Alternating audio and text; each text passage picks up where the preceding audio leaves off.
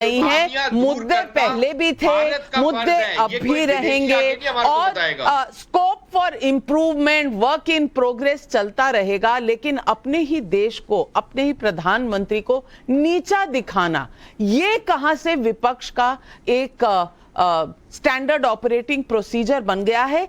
इस बात का कहीं ना कहीं आत्मचिंतन करने की जरूरत है या नहीं, बृजमोहन श्रीवास्तव जी? देखिए नाविका जी, देश के प्रधानमंत्री जब देश के बाहर होते हैं उस समय अगर देश की उपलब्धियों की वो बात करते हैं तो पूरे भारत को इससे प्रसन्नता होती है और विदेश में जो भारतीय बसे हुए हैं उनको भी अच्छा लगता है। लेकिन जब देश की भूमि पर प्रधानमंत्री के किसी मुद्दे पर या प्रधानमंत्री के किसी प्रोग्राम को लेकर अगर आलोचना की जाती है, इसका मतलब ये कदापि नहीं है कि देश के प्रधानमंत्री की आलोचना हो रही है। वो देश के एक राजनीतिक दल के नेता हैं और यदि उनकी पार्टी अगर गलत फैसला लेती है, जैसे मैं आपसे कह रहा हूं, लोकतंत्र की बात कर रहे थे अभी सुशांत भाई, मैं आपसे सरीन साहब से पूछना चाहता हूं, अगर किसान आंदोलन, किसान का बिल आया था और उससे अगर भारतीय जनता पार्टी सहमत नहीं थी कि वो वापस नहीं होना चाहिए तो उनको चुनाव में आ जाना चाहिए था। तो कहा जाता कि लोकतंत्र जिंदा है, कि भारतीय जनता पार्टी ने इस मुद्दे पे जिसपे कि आम लोग सहमत नहीं थे उस पर चुनाव में आए और अगर चुनाव में जीत गए तो वो कानून बन जाएगा। लेकिन उनमें साहस नहीं था। तो लोकतंत्र के कहने से काम नहीं बनता। आप मुझे बताइए कि पास्को एक्ट में अगर किसी के खिलाफ केस रजिस्टर्ड हो जाए तो उसकी तत्काल गिरफ्तारी होना चाहिए या नहीं? जब ये पास्को एक्ट में लिखा हुआ है, ये किसने बिल पास किया?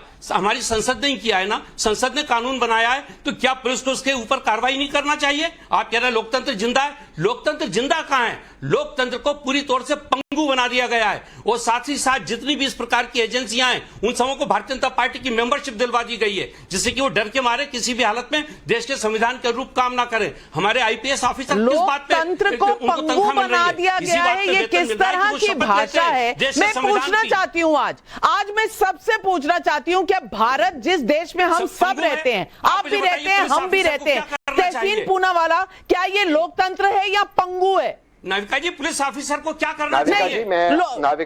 पुलिस ऑफिसर को क्या करना चाहिए? नाविका जी, मैं अपनी बात रख दूं, अगर मैं अपनी बात रख सकता हूं। पुलिस ऑफिसर ने किसके राज में क्या क्या किया है? बृजमोहन श्रीवास्तव जी, इस पर हमारा मुंह ना खुलवाए तो बेहतर है। हर विपक्षी दल जो यहाँ बैठा है उसने अपने समय में इस तरह के काम किए हैं, कोई भी पाक साफ नहीं है। तहसीन, लोकतंत्र जिंदा है कि लोकतंत्र पंगु बन चुका है? हाँ या ना?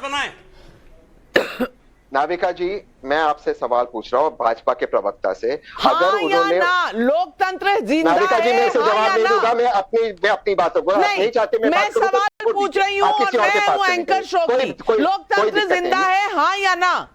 लोकतंत्र हमारे मुल्क में जिंदा है, लेकिन हमारे मुल्क में इस वक्त इट इज इम्परफेक्ट। मुझे अपने में बात करने का मौका दीजिए। ठीक है, मैं पुरोहित जी से पूछना चाहती हूँ, देश में लोकतंत्र है कि नहीं? अगर ममता बनर्जी अभी चुनाव जीतती है तो क्या लोकतंत्र जिंदा होने का ये प्रमाण नहीं है? नहीं, पुरोहित जी, one vote comes out, yeah. That's how it happens. Navika जी, देखिए आपका सवाल जो है कि लोकतंत्र जिंदा है कि नहीं है, देखिए लोकतंत्र की जिस राज्य के अंदर में चुनाव होते हैं, अभी कर्नाटक में हमने देखा, देश के गृह मंत्री जाकर के बयान देते हैं कि अगर यहाँ कांग्रेस की सरकार आ जाएगी तो यहाँ पे दंगे फैलेंगे।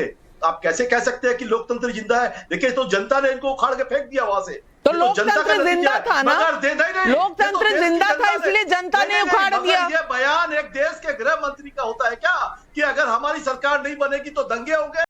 ये देश के गृह मंत्री का बयान होता है और उनके ऊपर में कोई कार्रवाई नहीं होती है। बता दीजिए, आपकी सरकार ने कितने जर्नलिस्ट पर, पत्रकारों पर एफआईआर दर्ज किए? लोकतंत्र में आप दर्ज करिए, आपको कोई दिक्कत है आदमी कोर्ट जाएगा। अगर आपको दिक्कत है अगर आपको उनके बयान से दिक्कत है, कोर्ट ले जाइए, कोर्ट सेटल कर देगा। यही तो लोकतंत्र होता है। अरे आदमी की इंसान की नियत, नीति यही तो समझ में आती है राजनीति के अंदर में। बहुत से सवाल आ रहे हैं दर्शकों के। अतुल कुमार सोनी का बिलासपुर से सवाल है, एक